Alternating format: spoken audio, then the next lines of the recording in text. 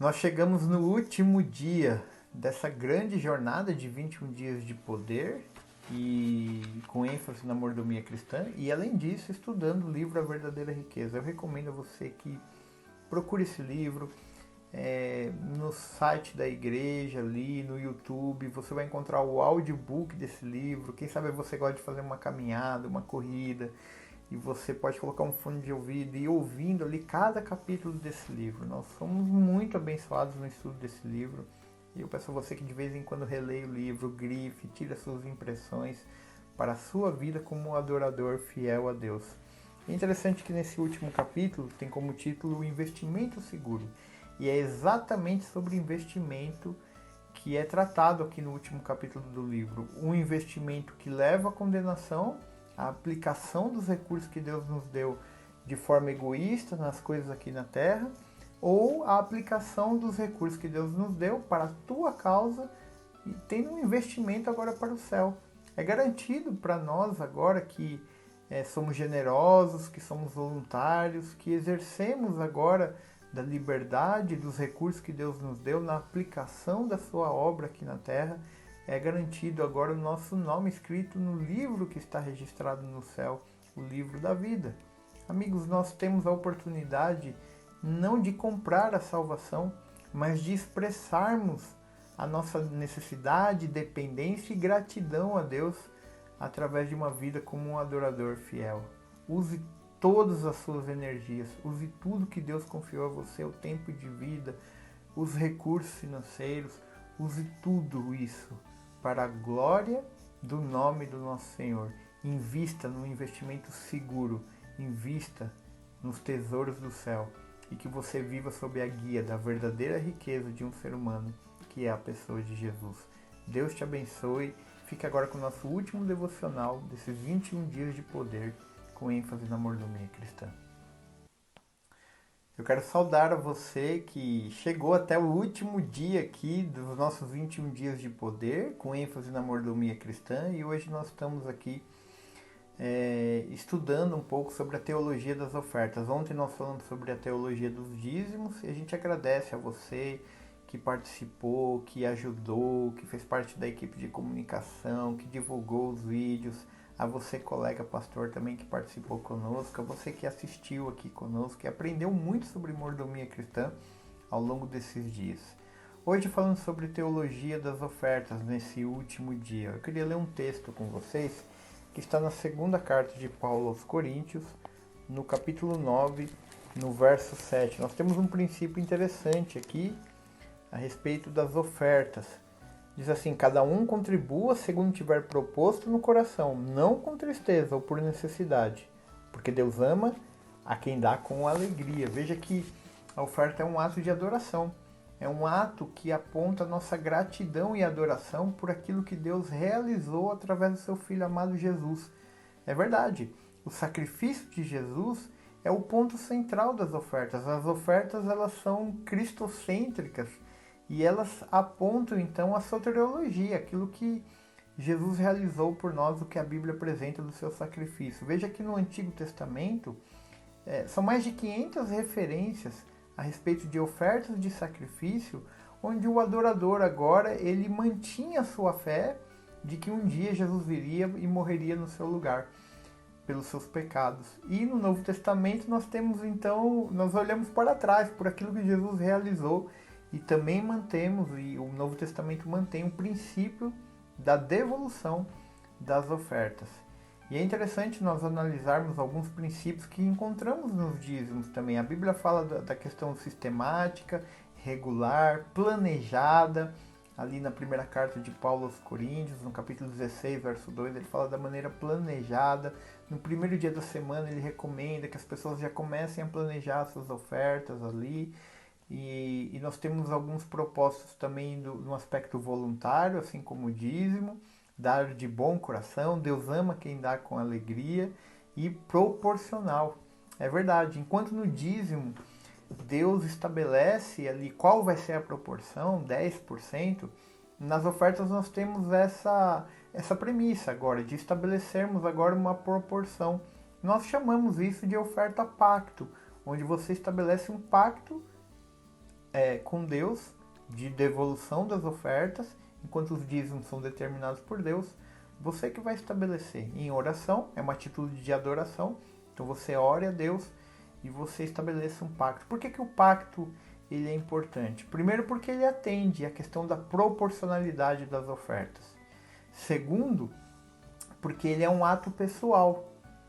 E as ofertas elas relacionam essa questão do ato pessoal de cada pessoa em fazer parte da adoração pelo sacrifício de Jesus.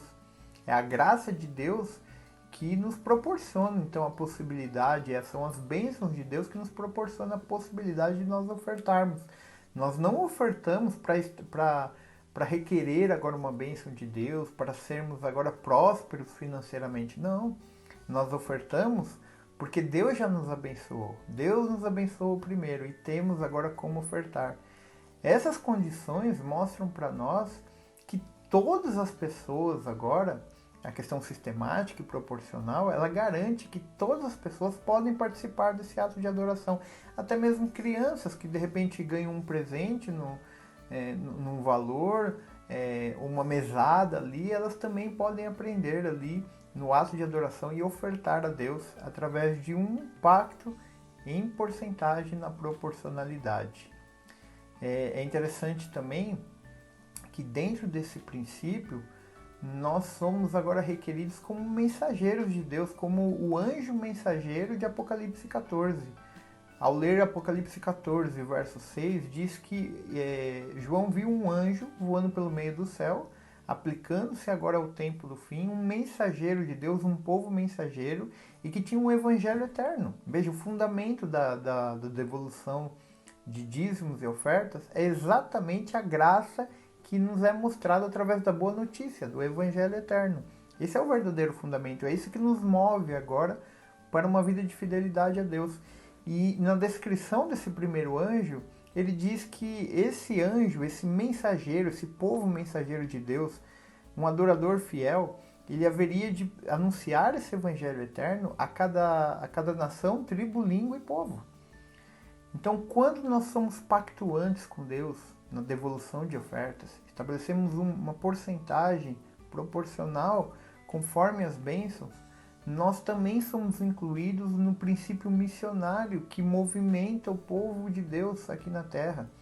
O princípio que faz parte do movimento da Igreja Adventista do Sétimo Dia, em anunciar a volta de Jesus.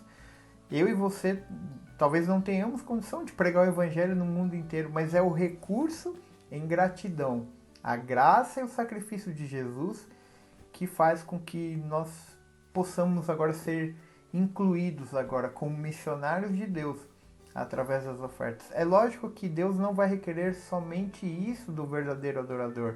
Nós temos dons e talentos para aplicar nas questões locais, no nosso dia a dia, na nossa cidade, no nosso círculo de influência. O Espírito Santo concedeu dons, nós vamos usar isso em devolução a Deus também para a salvação de pessoas. Mas as ofertas, a devolução de ofertas, eu quero saudar a você que chegou até o último dia aqui dos nossos 21 dias de poder, com ênfase na mordomia cristã, e hoje nós estamos aqui estudando um pouco sobre a teologia das ofertas. Ontem nós falamos sobre a teologia dos dízimos e a gente agradece a você que participou, que ajudou, que fez parte da equipe de comunicação, que divulgou os vídeos, a você, colega pastor, também que participou conosco, a você que assistiu aqui conosco, que aprendeu muito sobre mordomia cristã ao longo desses dias. Hoje, falando sobre teologia das ofertas, nesse último dia, eu queria ler um texto com vocês, que está na segunda carta de Paulo aos Coríntios, no capítulo 9, no verso 7. Nós temos um princípio interessante aqui, a respeito das ofertas. Diz assim: cada um contribua segundo tiver proposto no coração, não com tristeza ou por necessidade, porque Deus ama a quem dá com alegria. Veja que a oferta é um ato de adoração. É um ato que aponta a nossa gratidão e adoração por aquilo que Deus realizou através do seu Filho amado Jesus.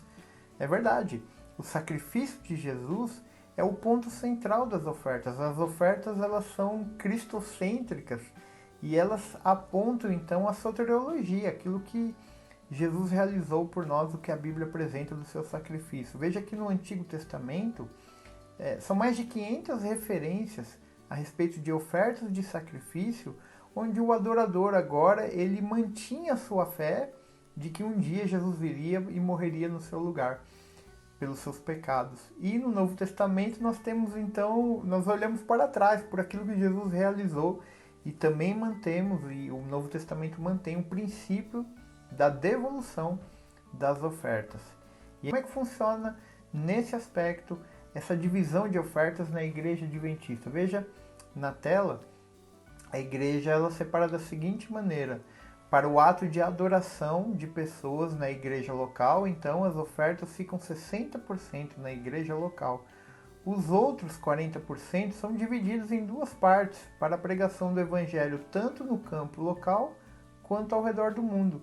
20% vão para a sede mundial da igreja, onde 85% desses 20% são para projetos missionários ao redor do mundo, enquanto os outros 14,6% vão para aqueles projetos especiais que estão indicados na contracapa da lição de escola sabatina a cada trimestre em uma região do mundo, geralmente para a construção de um prédio, de um centro de influência, de uma sala de aula numa escola, enfim, para projetos missionários ao redor do mundo. E os outros 20%, então, ficam mais perto da nossa localidade, né? 20% no nosso caso para a sede da igreja, a sede sul-americana, 70% para a associação local, desses 20%, 18% para a União e 12% para a União. São projetos missionários de desenvolvimento. No nosso caso, a associação aqui na região do Vale do Paraíba, onde nós estamos localizados, a União, que abrange as igrejas e instituições da igreja no estado de São Paulo, e 12% ali para a questão da divisão sul-americana nos países da América do Sul. É por isso, meus amigos, e eu queria ler um texto com vocês aqui de Deuteronômio, capítulo 16, verso 16 e 17. É por isso que Deus nos chama para sermos não somente pessoas que devolvem os dízimos que pertencem ao Senhor, mas o próprio Deus não faz desassociação. Malaquias capítulo 3 fala assim que Deus acusa o povo de estar roubando a ele. E o povo, mas em que te roubamos? E Deus não fala assim, vocês me roubam porque não devolvem o dízimo somente. Ele fala assim, vocês não são fiéis nos dízimos e nas ofertas. Os dízimos e as ofertas não sofrem distinção quando são requeridos por Deus. Enquanto Deus determina que 10% dos dízimos, as ofertas também são requeridas de fiéis adoradores, estabelecendo a porcentagem. Agora os próprios adoradores estabelecendo a porcentagem. Mas Deuteronômio 16, verso 16 e 17 diz o seguinte: 3 vezes ao ano, todo varão entre ti aparecerá perante o Senhor teu Deus no lugar que escolher, na festa dos pães asmos, na festa das semanas, na festa dos tabernáculos, porém não aparecerá de mãos vazias perante o Senhor. Cada um oferecerá na proporção em que possa dar, segundo a bênção que o Senhor Deus lhe houver concedido. Por isso é importante, meu amigo e meu irmão, que você estabeleça uma porcentagem, uma proporcionalidade do seu pacto de ofertas. Porque se a sua renda aumentar, automaticamente a sua oferta vai ser incluída aqui segundo a proporção e a bênção que Deus houver concedido. E aí você é livre, você tem a garantia de não fraudar a Deus nesse aspecto.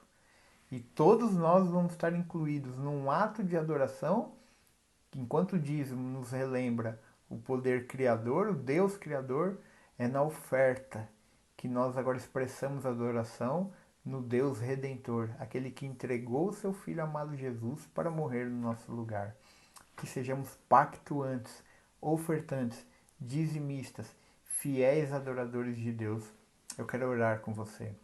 Santo Deus, nós estamos encerrando hoje um programa de 21 dias de poder com ênfase na mordomia cristã. Quão importante é esse tema nas Santas Escrituras e para todas as áreas da nossa vida. Portanto, Senhor, nos livre do orgulho, nos livre do egocentrismo e nos torne pessoas altruístas para que o seu evangelho seja pregado em todo o mundo, para que a glória do teu nome seja revelada e para que a graça atue na nossa vida, que o Senhor nos transforme e sejamos daqui para frente realmente pessoas que expressam através dos dízimos e ofertas o reconhecimento de que o Senhor é o dono e o criador de todas as coisas e que também o Senhor é o redentor, o salvador da nossa vida. Nós pedimos isso para a tua igreja, para todas as regiões desse planeta Terra, em nome de Cristo Jesus. Amém. Amém.